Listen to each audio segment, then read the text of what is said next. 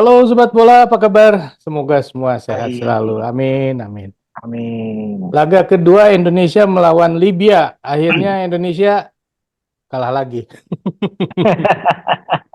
Tapi mainnya udah bagus ya bro ya. Wah, bagus. Ah, Memang berbeda sekali antara pertandingan pertama dengan pertandingan kedua kali ini ya. Yang mhm, pertama, mungkin atmosfer pertandingan juga jadi berbeda. mhm, Mengingat bahwa di pertandingan kedua ini ada poin-poin FIFA yang diperhitungkan gitu loh. Sehingga pemain-pemain Libya itu juga ternyata lebih hati-hati dalam hal ini. Kemudian mhm, pemain Indonesia itu juga terlihat sekali lebih bisa ngeblend, lebih punya chemistry. Jadi walaupun pemain-pemain yang kemarin melakukan blunder seperti Jordi Amat dan Justin Hubner tetap dipercayakan untuk turun dan kali ini mereka permainannya juga bagus. mhm, Apalagi memang dari sejak awal STY itu sangat sudah sepertinya mengingatkan ya bahwa dalam kondisi apapun Indonesia harus bermain dari kaki ke kaki dan itu tetap mhm, dilakukan walaupun pressure-pressure dari Libya di babak pertama memang lebih ini ya lebih ketat Libya dalam melakukan pressing dan itu juga yang kemudian bisa dimanfaatkan oleh Libya untuk menciptakan gol kedua ketika Rizky Ridho melakukan blunder lagi-lagi kesalahannya terjadi gol itu karena blunder dari pemain belakang. mhm, mhm. Tapi overall dari kedua tim bermain memang lebih terbuka dalam hal ini. Kemudian ofensif juga lebih ini ya lebih banyak juga pemain Indonesia gitu loh bro. Ya kan kadang-kadang kita lebih suka permainan Indonesianya bagus walaupun kalah gitu kan daripada menang mainnya jelek. Gitu kan? Ya Hmm, sebetulnya gini yang kita tunggu kan bagaimana progres sebetulnya ya. mhm, Progres dari pertandingan pertama dengan pertandingan kedua. Memang kalau kita melihat bagaimana di pertandingan pertama, saya kan sempat ngomong bahwa ini sepertinya STW banyak melakukan eksperimentasi gitu loh. mhm, Tapi ketika pertandingan kedua digelar, sepertinya bayangan tim yang akan turun, katakanlah tim utama yang akan turun, itu tergambar dari pertandingan kali ini gitu loh. mhm, mhm, Walaupun di sini kita tidak melihat Mark Klok turun ya, karena mhm, dalam hal ini kan sepertinya Mark Klok itu sudah menyegel satu tempat ya untuk bisa mhm. bermain di lapangan tengah. Tapi peran dari Mark Klok ini justru diperankan oleh Justin Hubner. Justin Hubner tidak lagi banyak bermain di belakang.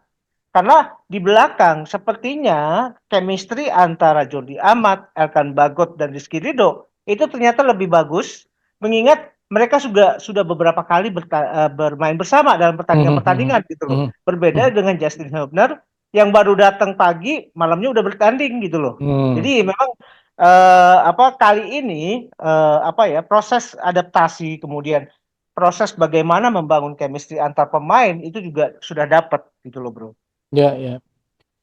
Nah, ini kalau misalkan dibandingkan Mm-mm. Indonesia kalah melawan Libya yang kedua ini, dibandingkan Ya, dengan Indonesia melawan Curaçao misalnya, ya, atau Argentina yang di masa kemarin-kemarin itu, apakah ini lebih baik atau gimana, bro? gini, berbedanya ya sebetulnya pada faktor penonton ya. Jangan Mhm, lupa bahwa faktor penonton ini sangat punya pengaruh terhadap performa pemain. mhm, Nah, ini permainan dilakukan di tempat netral di Antalya, Turki. mhm, Jadi uh, mungkin atmosfernya aja yang berbeda, tapi gaya bermain Indonesia itu juga terlihat juga sudah bagus, apalagi kalau kita perhatikan bahwa kualitas dari fisik pemain, stamina pemain terutama, bermain dengan konstan, bermain dengan Spartan, bermain dengan intensitas tinggi. Dari sejak menit pertama sampai 90 menit berakhir, itu masih konstan. Ini yang sesuatu yang kita kita syukuri ya dalam hal mhm. ini. Nah, apalagi kemudian Indonesia juga jalinan yang kita inginkan kan bagaimana Indonesia bisa menciptakan peluang melalui sebuah skema yang dibangun secara rapi dan itu kelihatan di terutama di babak kedua. Babak kedua bagaimana ofensif kita lebih besar ya prosentasenya ketimbang dari Libya. Karena Mhm. Libya juga ternyata apa yang dia lakukan ketika melakukan pressure-pressure ketat itu juga sebetulnya Indonesia sudah bisa keluar dari Hmm. zona itu ya, keluar dari perangkap offense yang begitu ketat dari pemain Libya, sehingga ini juga akhirnya malah apa ya, menimbulkan apa, lubang-lubang di pertahanan Libya. Makanya kemudian Libya tidak terlalu lagi berani, terutama di babak kedua, untuk melakukan pressure-pressure terhadap Hmm. pressure-pressure yang high pressing dari sejak daerah pertahanan Indonesia. Mereka hanya akhirnya berusaha untuk melakukan middle block yang begitu ketat. Tapi ini pun juga sebetulnya kalau middle block yang ketat, memang ini juga menimbulkan persoalan kalau tingkat ofensivitas kita, bagaimana kita efektivitas permainan satu one two dari pemain depan itu tidak berjalan. Tapi di pertandingan kali ini pemain-pemain depan kita juga bisa melakukan kerjasama yang baik antar kaki di ini ya, daerah pertahanannya Libya Ya gitu. ini efektivitas serangan kita masih lemah ya, Bro.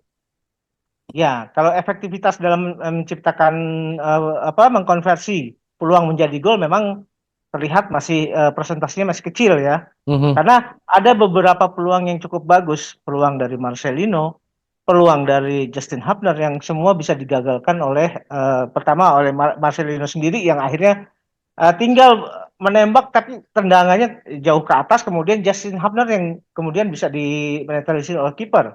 Tapi terlepas dari situ bahwa kerjasama antar lini itu sudah mulai kelihatan, apalagi ditunjang dengan stamina yang tidak kedodoran gitu loh. Dan permainan Indonesia kecenderungannya dari sejak babak pertama sampai babak kedua itu konstan. Tidak ada penurunan-penurunan yang berarti, ya terlepas dari memang ada kesalahan dari Rizky Ridho ketika melakukan back pass ke belakang. Mhm. Tapi overall dari pertandingan ini saya sih yakin sekali bahwa ini adalah pertandingan yang menarik buat tim Indonesia dan bisa terlihat bagaimana kualitas Indonesia yang sebenarnya gitu loh. Yang Ya. sebetulnya kita tunggu seperti ini gitu loh, Bro. Yang kemarin-kemarin nggak muncul ya di kualifikasi Tidak Piala Dunia muncul. nggak keluar gitu ya, baru muncul sekarang. Betul. Kalau Eh, misalkan bahwa permainan Indonesia ini mm, ketika kemarin dan yang sekarang berbedanya karena adalah atmosfer penonton ya. Lalu bagaimana mm. kira-kira Indonesia akan bermain di Qatar nanti? Yang nggak ada penonton Indonesianya ya, maksudnya bukan nggak ada ya, tapi tidak sebanyak di Indonesia. Apakah juga akan berpengaruh kepada penampilan timnas Indonesia di sana nanti, Bro? Saya pikir gini, apa kita juga jangan lagi punya semacam keyakinan bahwa timnas kita akan bermain bagus apabila ditonton di publik sendiri, Hmm. bermain di dalam negeri. Tapi kalau kita melihat bahwa ketika bermain di Turki melawan Libya yang juga ternyata pemain-pemamein Libya ini sangat bagus ya, Mhm. terlepas dari ranking FIFA-nya yang 120, tapi mereka melambangkan merepresentasikan kekuatan dari permainan-permainan dari Middle East gitu loh. Nah, Hmm. cuma memang kalau kita melihat bagaimana kita berlatih tanding melawan Libya, ini kan juga sebagai bentuk persiapan kita ketika akan menghadapi Irak nanti. Mhm. Walaupun secara kualitas pemain-pemain Libya, kualitas individu emang dibanding Irak tentu Irak akan jauh lebih baik ya ketimbang Libya. Mhm. Tapi bagaimana pola permainan mereka, kemudian bagaimana gestur permainan mereka dan strategi permainan mereka yang banyak mengandalkan kekuatan fisik dan apa ya, kekuatan dalam bermain ini ya, mempertahankan bola dan perebutan bola itu yang harus kita cari cara untuk mencari solusi bagaimana menghadapi tim-tim yang seperti ini gitu loh, Bro. Mhm. Bro, ini kan tadi sempat banyak kemelut Hmm, lah di gawang di depan gawang Libya ya, yang seharusnya bisa betul. jadi gol atau apa.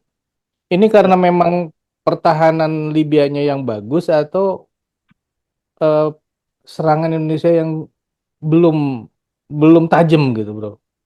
Ya, memang kan dari dulu ya kita juga kan masih mencari katakanlah protagonis-protagonis yang bisa menjadi seorang goal getter yang baik, Mhm. striker yang Mhm. nomor 9, striker yang bisa menyelesaikan sebuah kemelut bisa menyelesaikan sebuah peluang gitu loh. Mhm. Dan sepertinya ini juga masih kelihatan dalam hal ini. Nah, terutama sepertinya saya melihat bahwa peran Rafael Struijk yang dalam pertandingan kali ini diplot untuk menjadi pemain nomor 9, saya pikir agak kurang tepat dalam hal ini ya.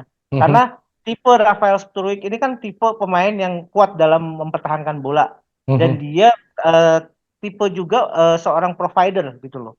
Nah, kalau misalkan dia didampingi oleh pemain-pemain atau striker-striker yang punya naluri bermain sebagai ini ya goal getter, sebagai contoh mungkin Dimas Derajat atau Sananta, itu akan lebih baik dalam hal ini. Hmm. Walaupun kita melihat di pertandingan awal, justru kan bagaimana Struijk coba ditandemkan dengan Witan dalam hal ini ya. Mhm. Tapi ini juga tidak terlalu baik ya, karena itu Mhm. tadi seorang pemain striker yang nomor 9, pemain nomor 9 ini tidak ada.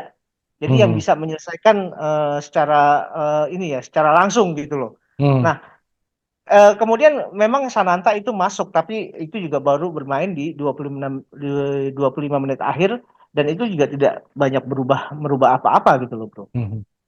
Bro, kalau yang dari Hmm. naturalisasi ada nggak sih yang akan menjadi pemain nomor 9? Saya belum melihat ya, belum melihat ke situ. Hmm. Pemain diaspora siapa yang bisa menjadi apa katakanlah menjadi solusi untuk mencari pemain yang nomor 9 tadi. Mhm. Tapi seandainya pun tidak ada dengan bisa memaksimalkan Sananta atau Dimas itu saya rasa juga akan lebih baik ya. Hmm. Karena tipe-tipe Sananta, tipe-tipe Dimas ini kan sebagai penyelesai gitu loh. Penyelesaian akhir dia yang pegang gitu loh. Hmm. Nah, sementara kalau dia ditandemkan dengan Rafael Struijk, sementara Rafael Struijk juga pemain yang pintar mencari posisi, pemain juga pintar dalam memberikan assist, itu juga kan akan saling melengkapi nantinya gitu, Bro. Hmm. Oke, nah dari tadi nih, dari permainan Hmm. Indonesia melawan Libya yang kedua ini, Hmm. ada nggak pemain Indonesia yang bermain bagus, istimewa lah gitu? Kalau istimewa sekali tidak terlihat ya. Mhm. Artinya permainan Indonesia lebih kepada lebih menonjol pada permainan organisasi ya. Hmm. Organisasi semua roda semua lini permainan itu berjalan dengan baik. Walaupun kalau kita perhatikan bagaimana seorang Yakob Sayuri ketika dia hadir, ketika dia ada di lapangan, dia juga pemain yang sangat agresif dan Hmm. juga pemain yang pintar menyelesaikan peluang. Terbukti gol Indonesia kan didapat dari dia gitu loh, Mhm. dari Yakob Sayuri. Nah, saya pikir memang dalam tingkat tertentu Yakob Sayuri saya lihat lebih menonjol ketimbang pemain lain. Tapi overall saya sih lebih lebih ini ya, lebih eh, suka ya, lebih happy melihat bahwa organisasi permainan Indonesia mulai terlihat dan mulai terbentuk gitu, Bro. Hmm. Nah, oke, kalau seperti ini hasilnya, kira-kira sobat puas nggak nih? Indonesia kalah 1-2. Apakah timnas Indonesia ini sudah kembali seperti sebelumnya atau justru lebih baik daripada timnas Indonesia yang sebelum-sebelumnya? Silakan tulis di kolom komentar. Sekian dulu obrolan kita lanjut di obrolan lain. Sampai jumpa. Bye. Thank you, Bro.